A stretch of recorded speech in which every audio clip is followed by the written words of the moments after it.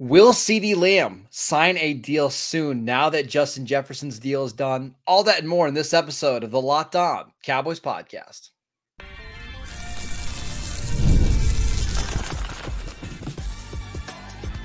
You are Locked On Cowboys, your daily Dallas Cowboys podcast. Part of the Locked On Podcast Network, your team every day. Welcome back to the Locked On Cowboys podcast, part of the Locked On Podcast Network, your team every day. We'd like to thank you for making us your first listen of the day. Today's episode is brought to you by FanDuel. Make every moment more. Right now, new customers can get $150 in bonus bets with any winning $5 bet. That's $150 with any winning $5 bet. Just visit FanDuel.com/lockedon to get started. I am your host, Marcus Mosher. You can follow me on Twitter at Marcus_Mosher. Joining me today, as always, is Landon McCool. You can follow him on Twitter at McCoolBCB. On today's show, we're going to discuss CeeDee Lamb and the likelihood of a new deal coming soon. And then we also have some really sad news to discuss at the end of the podcast. So stay tuned for that. But let's start with the news that Justin Jefferson signed a huge deal on Monday morning. According to Adam Schefter of ESPN, is a 4-year deal worth up to $140 million with $110 million guaranteed. And it makes him the highest paid non-quarterback in NFL history. Landon, does this mean that a CeeDee Lamb deal is coming soon?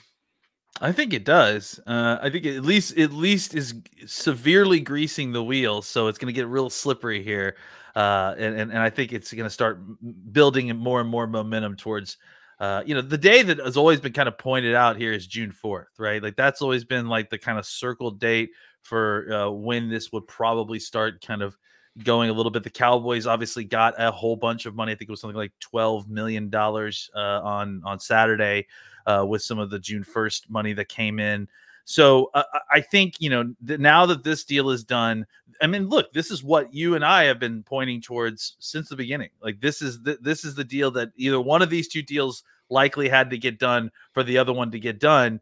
And I think that now that we see the numbers on Jefferson, it makes a lot of sense that you're going to see a CeeDee Lamb, like who again is represented by the same agency, so it's probably going to be a very similar structure, and you're going to see CeeDee Lamb become take Jefferson's place potentially as the highest paid non-quarterback in the league.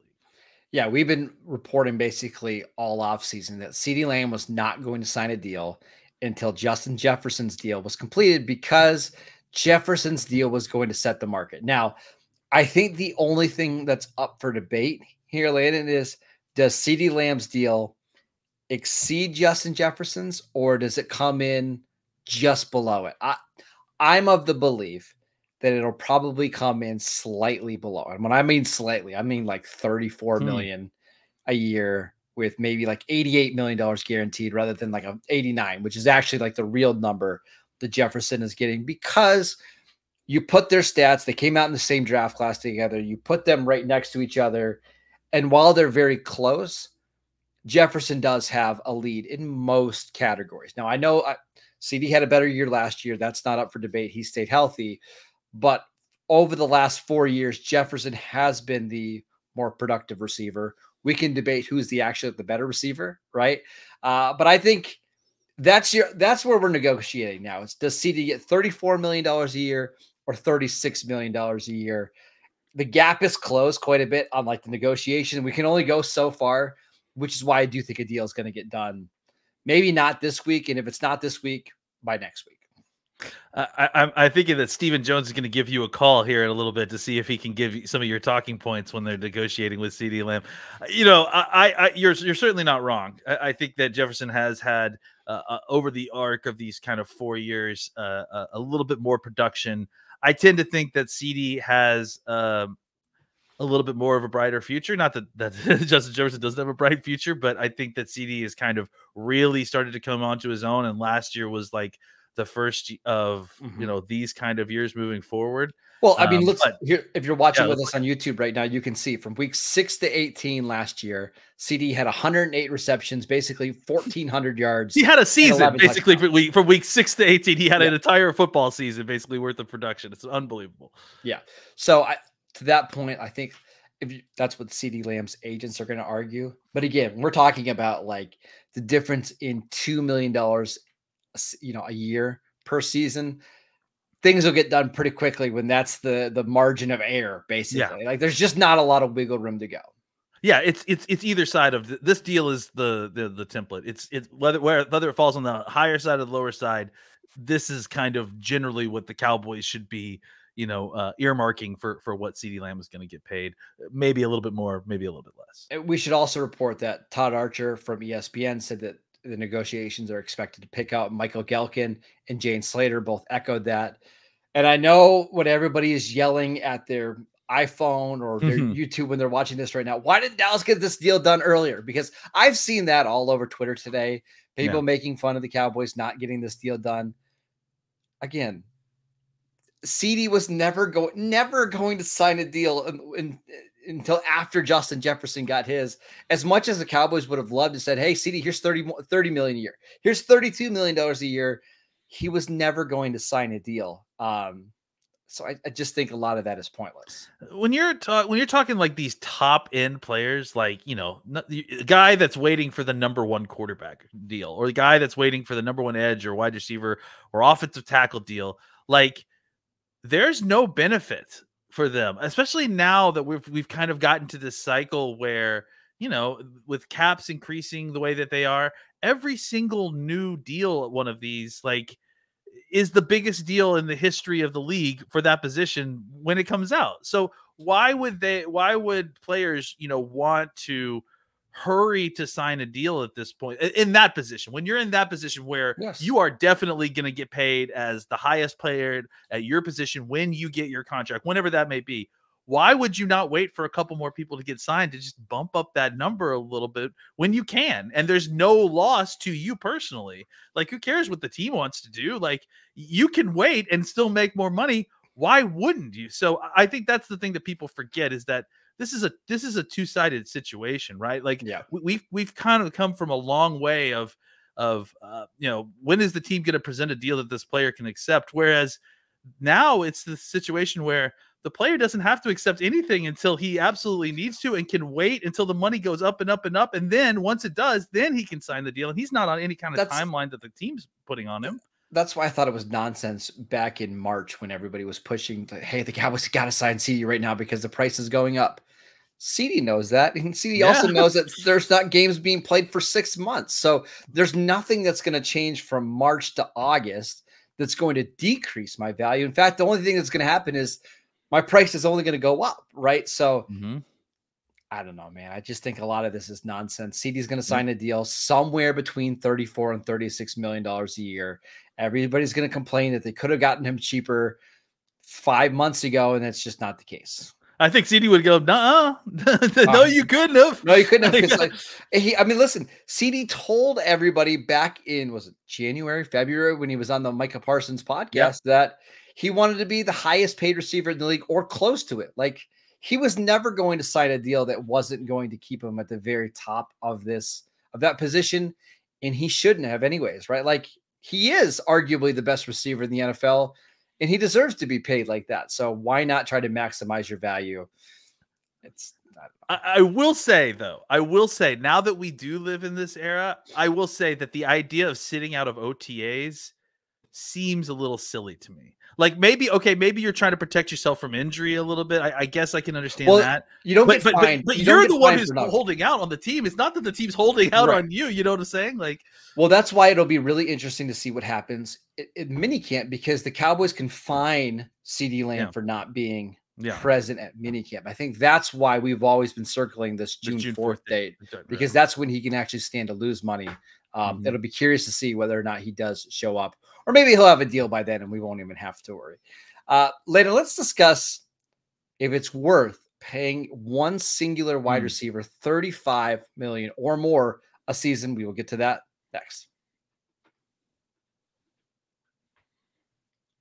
This episode is brought to you by FanDuel. It's winner take all time in the NBA and in the NHL, and FanDuel is giving you a shot to bring home a big win of your own. Right now, new customers can get $150 in bonus bets with any winning $5 bet. That's $150 to bet on spreads, money lines, player props, and more. Listen, now we know who's in the NBA Finals. It's our Mavs against the Celtics. And believe it or not, the Mavs are big underdogs going into the NBA Finals. I kind of like the Mavs. You can bet them to win in 6 or 7 games. You get some pretty good odds. I wouldn't be afraid of them going into Boston and winning a game 7. I think they can do it. So go check out all of the lines available on FanDuel and visit FanDuel.com/lockedon and make every playoff shot count with FanDuel, America's #1 sportsbook.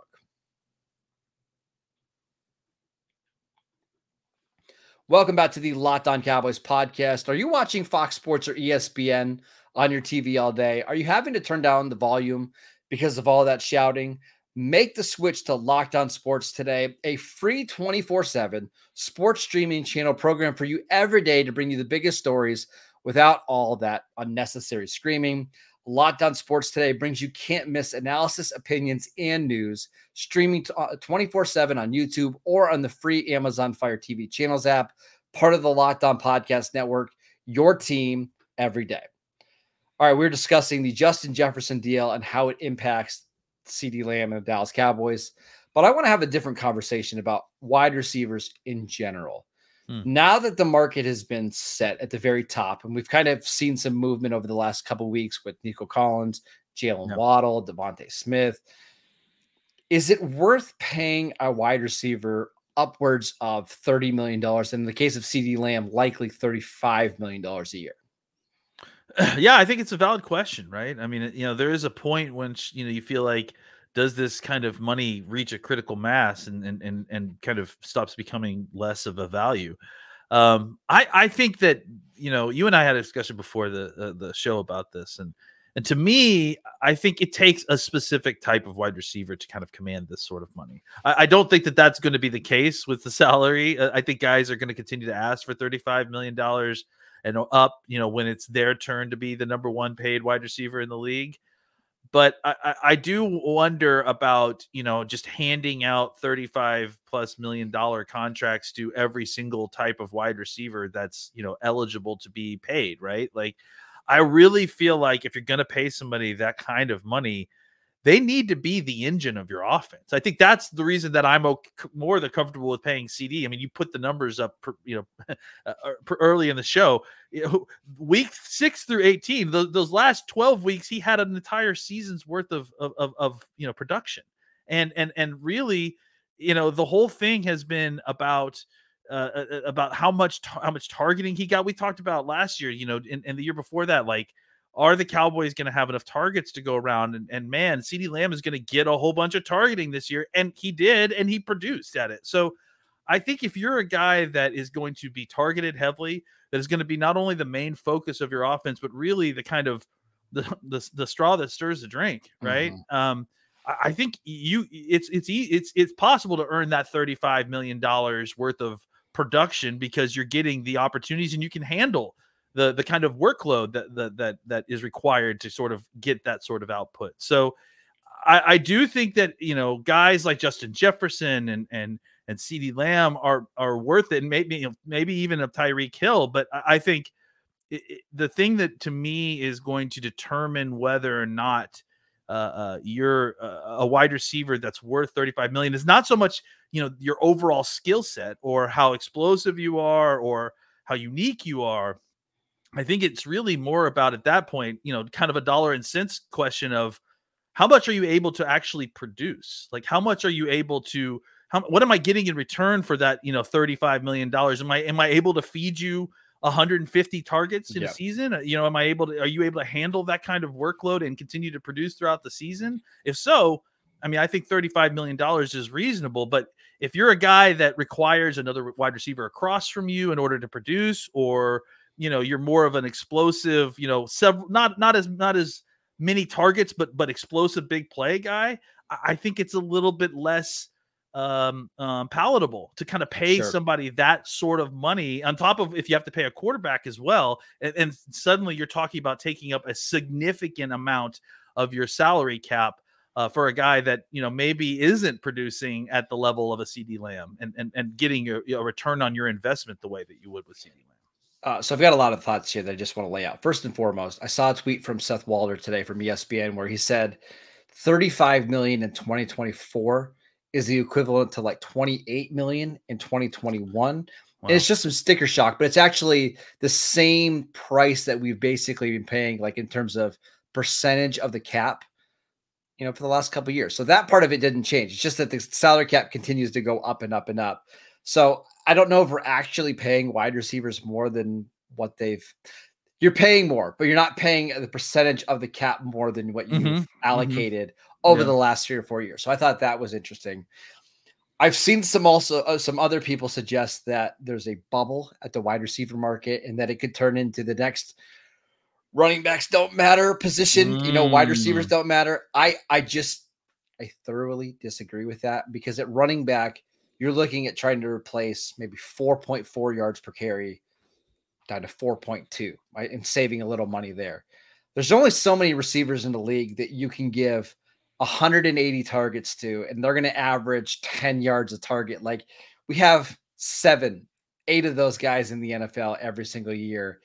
There's just not very many of these wide receiver ones that can win against press coverage, that can win against zone coverage, that can beat double teams, that can play in the slot, that can win in the red zone. Like there's just not a lot of these guys out there. And it's just so much more important to be able to win in the passing game than it is to win in the running game right now. Yeah. I mean, I think, I have kind of discussed this in the past a little bit, right? That it felt like the wide receiver position was kind of trending this way. And I tend to agree that what you're saying, like, and I actually think that the running back market is sort of similar that way too. I think that there are probably, but it's less number, right? It's probably like 2 or 3 truly elite guys that like actually can be difference makers and, no matter what the situation at the running back position.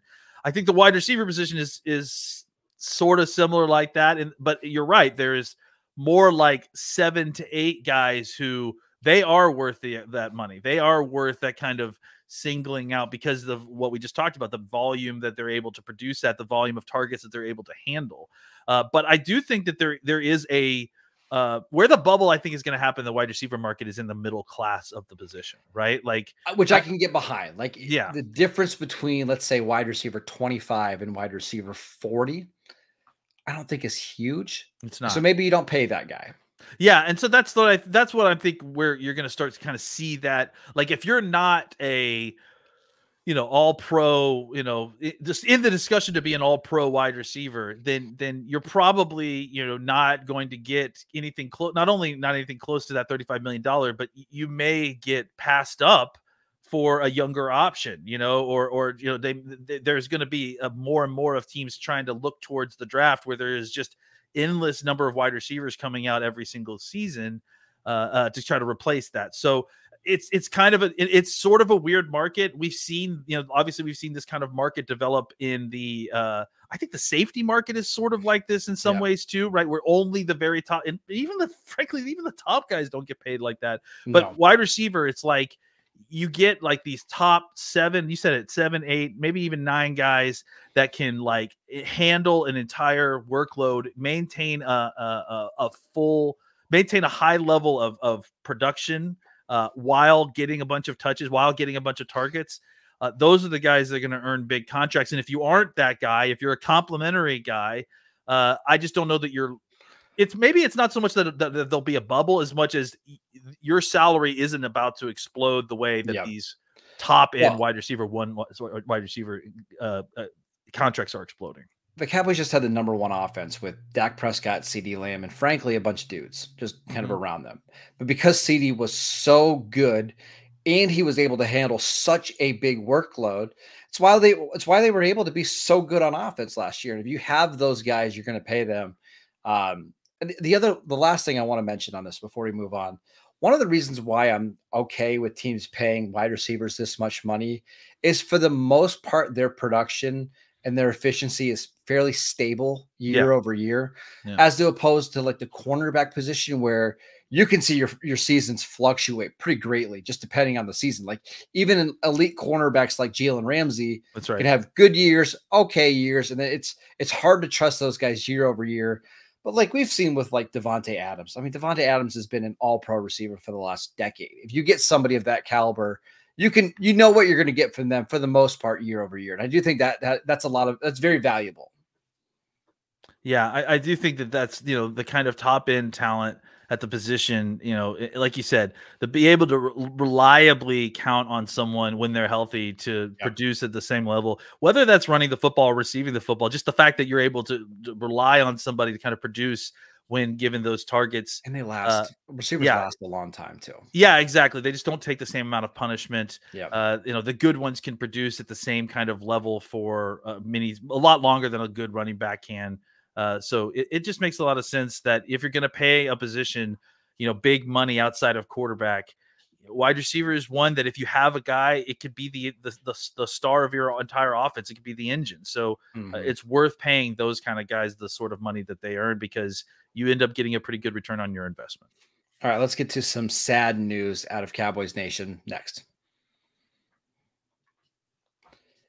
This episode is brought to you by Gametime. Gametime makes getting NBA final tickets even faster and easier. Prices on the Gametime app actually go down the closer that it gets to tip off, with killer last minute deals, all-in prices, views from your seat, and their lowest price guarantee. Gametime takes the guesswork out of buying NBA finals tickets. You can save up to 60% off buying last minute tickets for sports, concerts, comedy, and theater events near you. Save even more with exclusive in-app deals on select seats ahead of the game or the event. And save even more when you choose a section and let Gametime choose your exact seats. Take the guesswork out of buying NBA Finals tickets with Gametime. Download the Gametime app, create an account, and use promo code LOCKEDONNFL for $20 off your first purchase. Terms apply. Again, create an account, redeem promo code LOCKEDONNFL for $20 off your first purchase. Download Gametime today. Last minute tickets, lowest price guaranteed. Welcome back to the Locked On Cowboys podcast. We have some really tough news that we have to share. The Cowboys announced on Monday morning that Larry Allen, their all-pro Hall of Fame guard, had passed away at the age of 52 while vacationing in Mexico. Landon, this is quite a shock. I don't think anybody anticipated any news like this on Monday. Yeah, I mean, I screamed when I saw it. Like I was scrolling through Twitter and I was trying to eat breakfast and I could not believe it. I mean, yeah. And frankly, I have to add in that when they announced his age, I was shocked.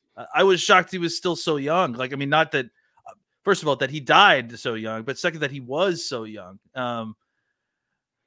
Yeah, I mean, Larry Allen was, one of my favorite Cowboys of all time. Mine too. I think, watching him in the 90s, when I was in middle school, I played guard and which is hard to believe, but Larry Allen was the guy I watched. Like Larry Allen and Darren Woodson were my two favorite Cowboys, those 90s teams.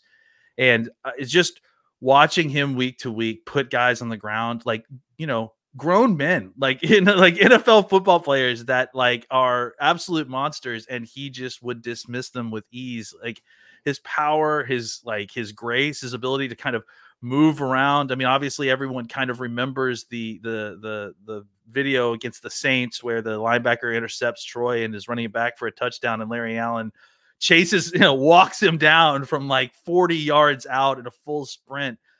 But that was just kind of indicative of not only, Larry's athleticism, but, his desire to win and his effort and his just never give up attitude. And to the point where, I think back, I've been watching highlights this whole morning, and, he was on some of those really, really bad Cowboys teams, as the early 2000s. Yeah. As his career kind of, weighed on and as the years went on, he was still there. He was still part of those teams because he was such a pup when those 90s teams, were around. Right. And just to see him, I just remember that watching the Cowboys back then, and there wasn't a lot of good stuff to watch for. There wasn't a lot of bright spots. We were rooting for Emmett to break the record, right? Yep. And we were rooting for Larry Allen just to do whatever Larry Allen does that week. And frankly, he never disappointed. Just a guy, a few words, a quiet guy who meant a lot to a lot of people and was just an incredible example of what you wanted Cowboys football to be. I mean, he will be missed. And I'm seriously very, very upset about it. And it's really hard. For people that maybe don't remember how Larry Allen's career started, he started at right tackle, which is not his really natural position. He had the game against Reggie White on Thanksgiving. And then late, which was, it was an awful game. He just did not play well. And then later on that season, they played the 49ers in the playoffs. I believe it was Ricky Jackson just had another huge game. I think there's a lot of young players who in those big national spotlights maybe never would be able to recover from how, he played early on in his career, but later he would go on to make the All-Pro team as a right guard, as a left guard, and as a left tackle. There was a year that they had some injuries and he started the entire season at left tackle, made the All-Pro team. You're talking about one of the most versatile and most dominant offensive linemen in NFL history. And if we were building a team, Landon, of like the 5 best offensive linemen in NFL history, I don't know how Larry Allen's not on that team, and you can put him on any position and he would absolutely thrive. Oh yeah, he would be my first pick. I don't care. You guys can put out all the greats all you want. That's fine. I'll take Larry Allen over any offensive lineman in the history of the league. That's how strongly I feel about this guy. Maybe not a stronger offensive lineman who's ever played the game. No. We saw that at the Pro Bowl, right? Remember what he did? Was it 47, 49 reps at 225 pounds, just hanging out up giggling like he always does. He had that smile, like he had that infectious laugh that really was great to watch. And watching him giggle with his teammates, he didn't speak a lot, but watching him like be happy and giggle and have fun with his teammates, that always brought a smile to my face for sure.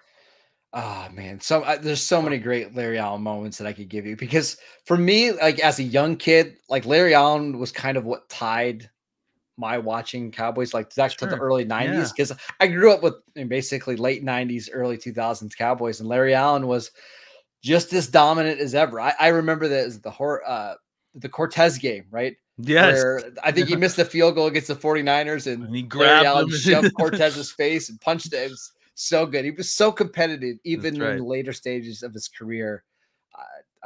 Gonna miss him. What an awesome player. He was in the Dallas Cowboys Ring of Honor. He's in the Hall of Fame. We're gonna miss him a lot. Yeah, absolutely. Rest in peace, Larry. We really loved watching you, and thanks for all the good times. Seriously. All right, that is it for today's show. We want to thank you for making Locked On Cowboys your first listen every single day. Go check out the channel on YouTube. We post videos every day over there. Go download the podcast wherever you get your podcasts. You can follow Landon on Twitter at McCoolBCB. I'm at Marcus_Mosher, and we will see you right back here tomorrow.